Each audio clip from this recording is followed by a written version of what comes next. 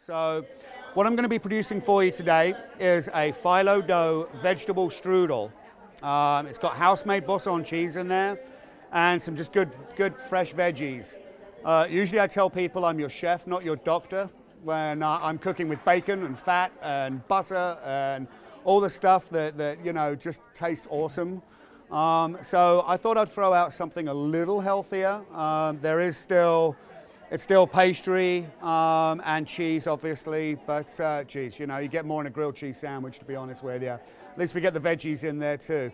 This is a good, healthy option for any holiday, if vegetarians over visiting, or if you just like veggies, you know, it's just a good option for you. So, gonna start off, get a pan nice and hot here. Little extra virgin olive oil. I have all the veggies in front of you have basically been cut into batons. Different ways of cutting vegetables. We use a lot of French in kitchen terminology. Batons are basically that large, thicker cut. So that would be a baton cut, because we baton with it. A julienne cut is basically what we call, should look like matchsticks. And this is a julienne cut right here. Usually you want to start with the outside. This is squash. I've cut it down. You can actually cut it nice and thin, almost like you're peeling it. So just literally using my fingers as a guide. You see, I'm not even looking. Don't even have to worry about it. And it's going to be perfect every time. You're using your fingers as a guide, basically. Walk your fingers backwards.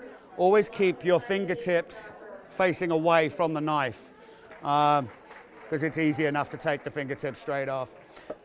Keep them cupped in like that. Then you go from that julienne phase, where we've got literally our matchsticks. Line up your little soldiers there, everyone in a row, and then you can do the same as well, and you end up with a fine dice. That's julienne, and actually the French terminology for dice is brunoise.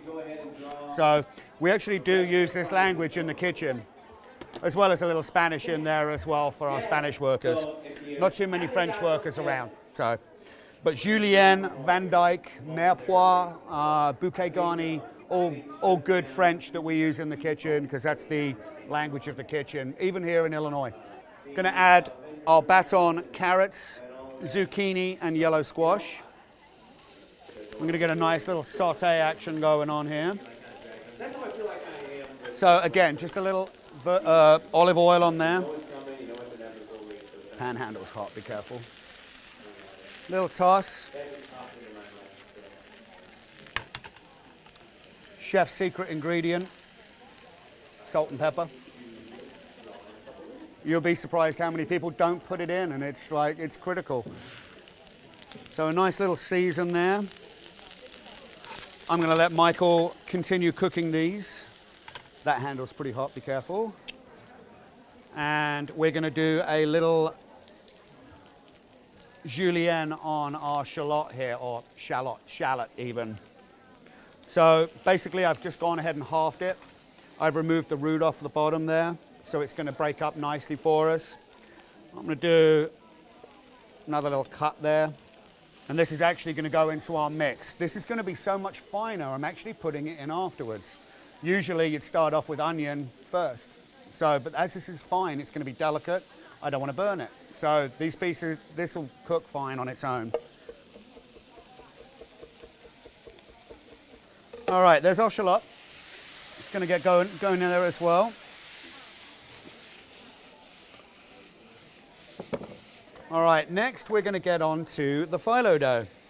Phyllo dough is an ancient product. It was actually invented by the Greek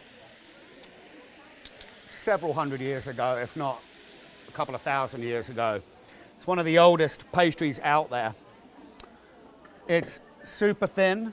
You can see, you can actually even see through that. It's like paper. Very, very delicate, rips apart. Super easy. It's like paper. Okay? It tends to dry out on you very quickly. Good rule of thumb is make sure you don't open it until you need it, for one.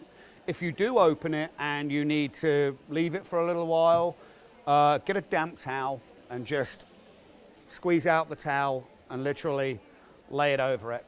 And that will actually keep it holding for you for a while. It'll dry out very quickly, even in this humid environment. Try working with it in Arizona. Impossible.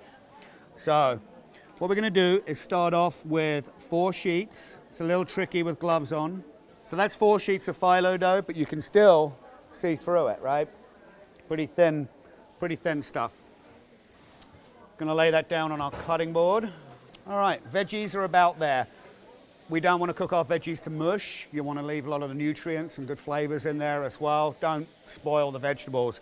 Very, very simple. As I said, olive oil, salt and pepper, and vegetables. I mean, it's a beautiful thing. It's Mother Nature. Don't mess with it. Going to go about 2/3 in on our sheet of phyllo dough. Straight out of the pan.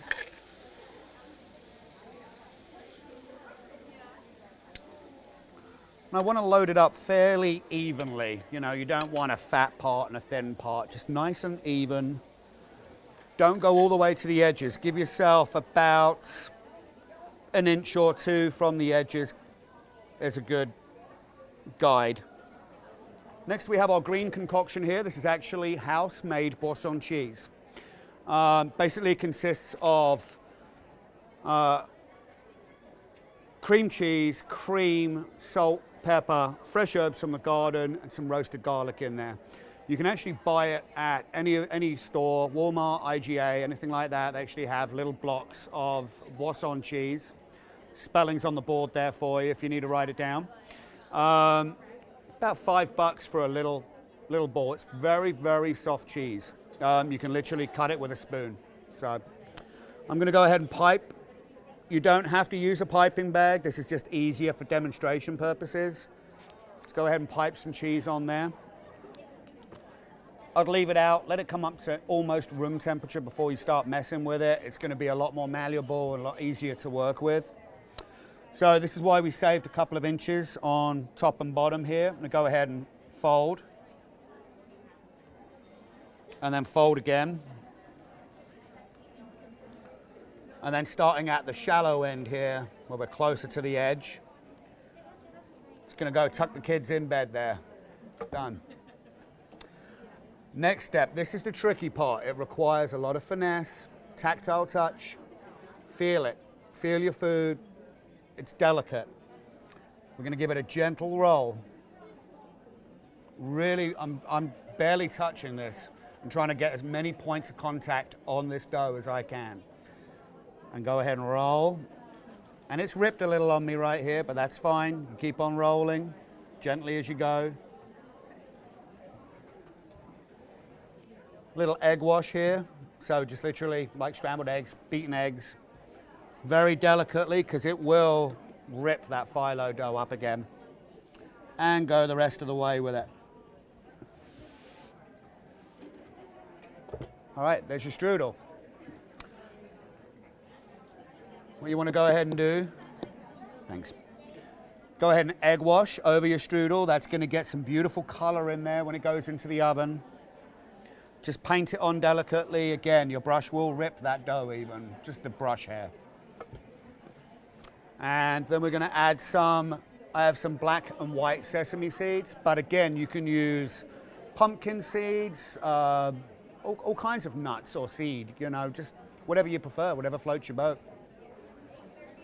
We're going to go ahead and sprinkle those on.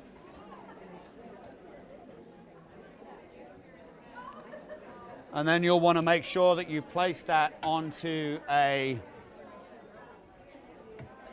sprayed, some pan spray will be fine. I actually have Pam over there. Spray the pan, preheat your oven, thank you for the modeling. Preheat your oven to about 360. If it's a convection oven, that's fine too, whatever oven. 360, pop it in for about 8 minutes. I would check the color on it after about 5 minutes and give it a turn. Turn it all the way around. Nice even cooking that way. So that is your strudel. Again, look how I just ripped that. Very, very easy to rip. So that's your strudel, goes into the oven. 10 minutes later, there's your strudel.